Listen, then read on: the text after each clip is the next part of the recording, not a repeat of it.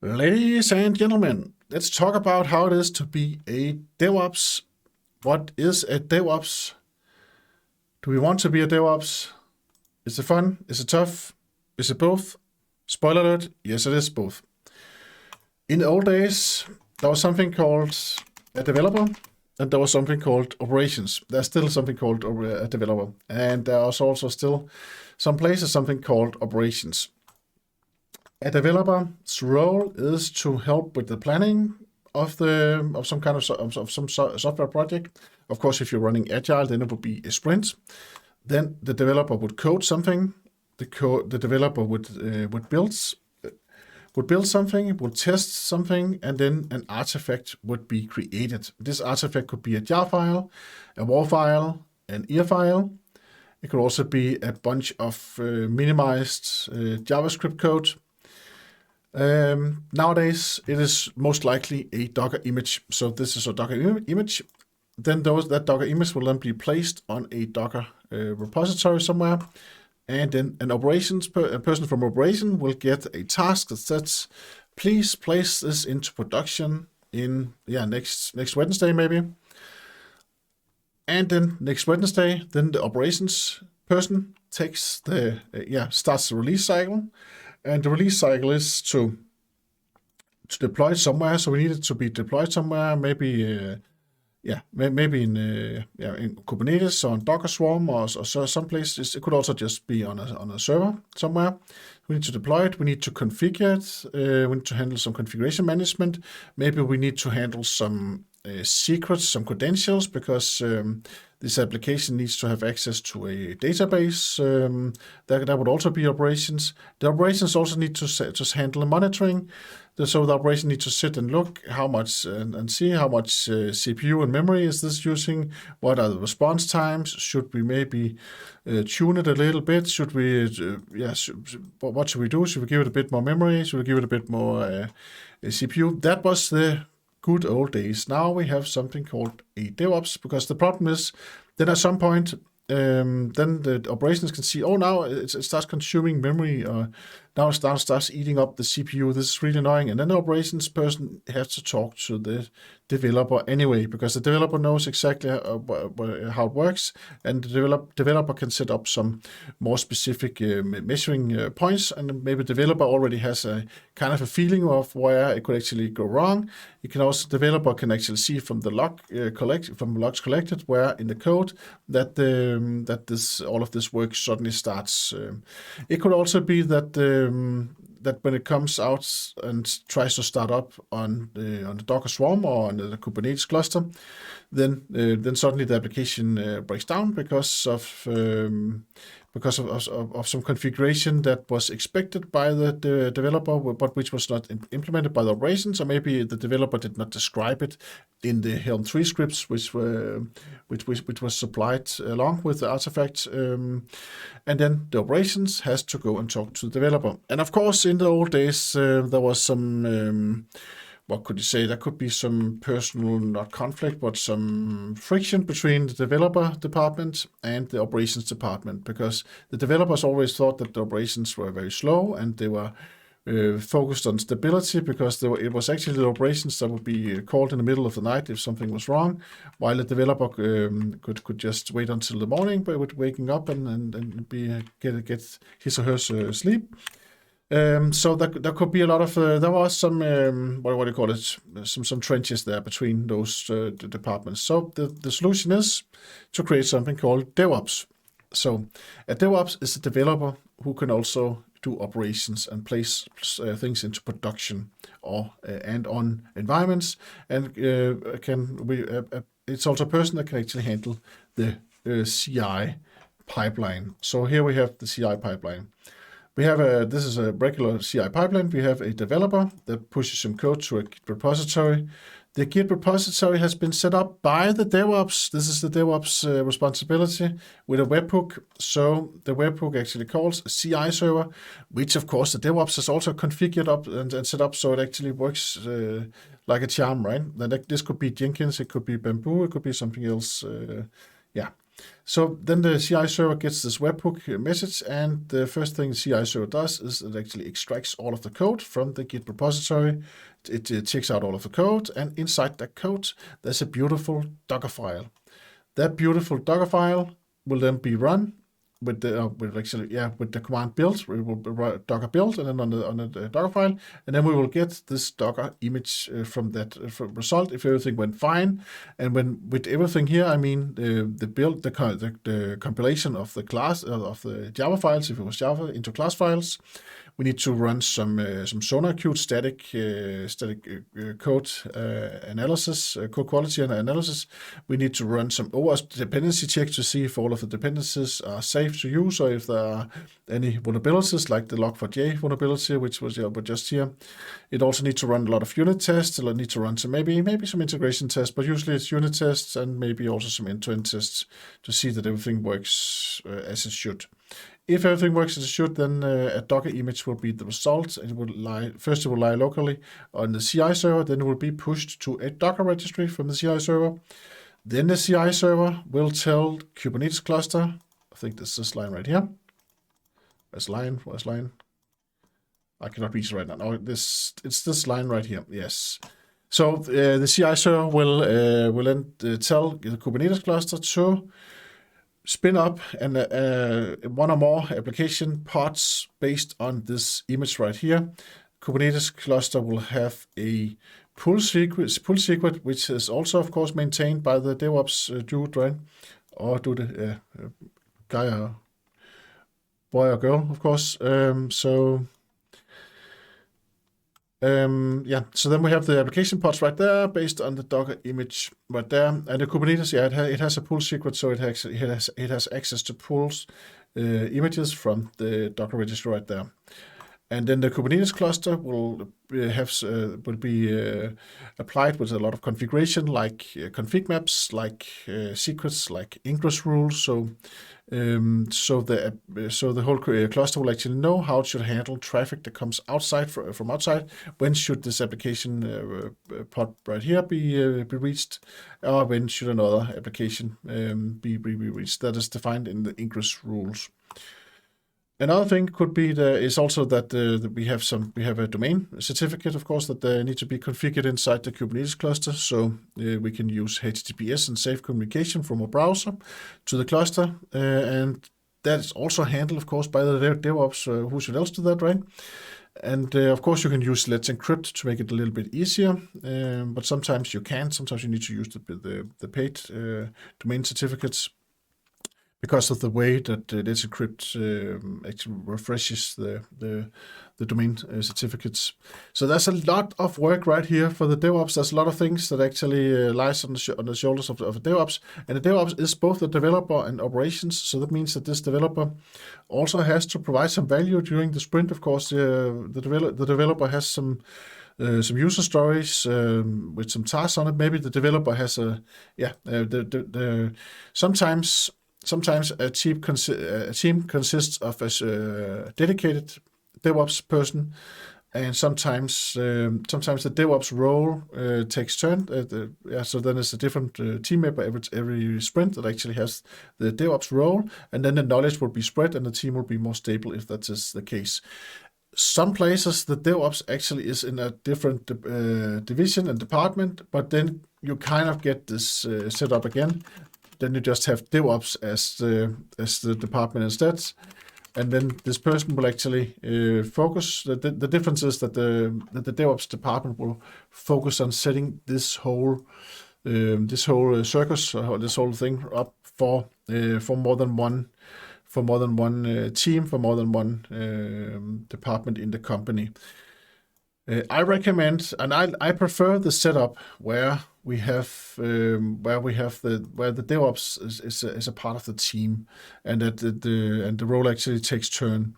The problem is that developers they like to develop stuff. That's why they become a developer. So it's not the most wanted position to have. So it's not something that people look forward to get, because there can be usually there's only there's a high, sometimes there's risk but no reward, because something can actually fail, something can go wrong. There can actually be some code that was not intended to go into production that actually went into production, or maybe there was errors in the application. And of course, who do people turn to the first? Everybody goes to the Devops, because it was Devops that pressed the button that actually made it go into production. So of course, always go after the messenger first, right?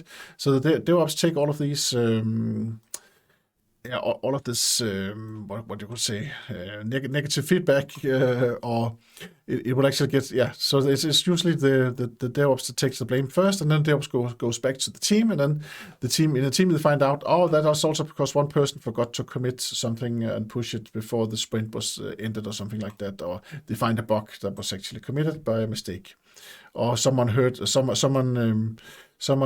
actually wrote in the specification that the button should be blue, but the business really actually wanted it to be yellow instead, or something like that, right? Then the DevOps figure it out. But it is the DevOps that gets the blame first, and then has to go with that to the team afterwards. There's a lot of things to consider. Of course, most of the times, then there is a company standard. Then the DevOps do not have to think about this. But if it is a startup, or if you as an indie developer or a single developer wants to have a after work hobby project or something running, then you need to think about what Git repository should be used, which Docker registry should be used, which CI server should be used, which cluster host should be used, which cloud should be used. That's what I have right here. And what kind of code quality should be used? Should we just we have some kind of numbers for how many code smells, etc. can be used? What kind of scaling should we have? Should it be like just the default 80% CPU uses, then a new pod will be spun up? What about the domain certificates? Where should all of the secrets like credentials be? Should it be committed in the repository? No, they should not. They should be in a vault, of course. But all of these things right here, let me just answer the questions very, very quickly. And this is, of course, there's a lot of other things, other ways to do this than my way. But I like GitHub as repository, so I would just choose that. If it's okay that it's if you can use software as a service, you should always do that. It will just save you a ton of time. Docker registry, what would I use there? If it is a small application, I think I would use DigitalOcean there actually. But you can also use JFrog, and you can also use one of the bigger clouds. I would not use the free registry. I've seen that being used sometimes. At the free registry Docker image out there. Of course, it can be used internally if it's not something that is exposed, and if you don't want some enterprise credential management on top, then the free Docker registry, image can then be used. But I recommend. I think I would use DigitalOcean. So, then we have which CI server that should be used: Jenkins or Bamboo or one of the others. There's something called Drone, and was something was Ship or something with Ship. There was something. What was the name? It was CodeShip. Yeah, CodeShip. Which CI server should be used? It actually does not matter, because the CI server's job is actually the same. It should run that Docker file, so it creates a Docker image. It needs to run some scripts against the Kubernetes cluster, and that's actually it. So the CI server is less important now than it was in old days. You do not need as many plugins as you did in the old days. So, both Jenkins and Bamboo are great choices. Bamboo is a bit more like, it's a bit more user friendly, so it feels like that you're actually picking stuff from the shelf. You can say what kind of agent that you want. You want an agent that has maybe JDK installed or Docker installed, but usually you just want an agent that has Docker, because you have your own Docker file right here, and then you create an image, and then that's it. So Jenkins or Bamboo, it actually does not matter. Jenkins is very flexible. You can install You can install a lot of plugins. So if there's something that you need, there's a plugin for it. But that's the same with the other with all of the other CI servers. I think the CI server it is less important now than it has been because of containerization, like Docker. Because all of your inside your Docker file, you would actually have a build, and that build would also run was dependency check. It will also run Sonar Cube if you set it up correctly, so that you could do all of that inside the Docker file, and then the job of the CI server is actually just to start that. It's just an advanced cron job actually. Yeah. Let me know in the comments if you disagree to any of these things, of course. Boom, boom, boom, boom. Yes, that was it actually. The Docker registry, the CI server. It doesn't not matter which one it is. I would definitely to begin with, I would take a free one like Jenkins. So I would use a free choice to begin with. Which Kubernetes cluster would I use? You can use any of the cloud hosts out there. Again, I like DigitalOcean. I think the pricing is a bit more. I never get any negative surprises. Sometimes I get a lot of surprises when I've been playing around with resources on AWS or Azure or Google Cloud. Of course, you can say it's my own fault, but when I use DigitalOcean, I'm not getting any surprises. I can see what it costs, and that's actually what it costs. So, code quality, of course. Regarding code quality and code coverage, for instance, I think code coverage is a nice indicator to have, but you should not make dummy tests to just increase your code coverage. Then you should use exclusions instead. Just exclude code that does not need any tests. Then code coverage is actually also fine. Security, you should use some kind of vault. Yes, you should. You can use HashiCorp Vault. There's also some of the clouds built-in vaults that you can use. I think they're all good actually. Scaling, if you don't know how to scale and just default scale them all, that means 80% of CPU and usage. The domain certificates, I would definitely use Let's Encrypt there. That can save you a ton of time. Use Let's Encrypt if you have the possibility. So, and then we have what else do we have? Tests. Create many JUnit tests which are flexible. Do not create JUnit tests that are difficult to maintain, where you expect the number 4 from some kind of method when you put in 7, because at some point someone would actually change that method, so it will generate another number than 4. It's okay to have to ask for that when you are developing that method. Then it's okay that you say, okay, I know it needs to be 4, so I'll create a test where it says 4. But then when you have seen that actually works with 4, then just change your test so it says a number less than 7 or something like that. Sometimes, of course, it's not always you can do that, but you need to make your tests as flexible as possible and maintainable as possible, or else it's a hell to maintain, and people start getting grumpy. So then you need integration tests. You need to tag those with integration or something like that, so they will not be run when you try to build your application. You want your build phase to be efficient and short.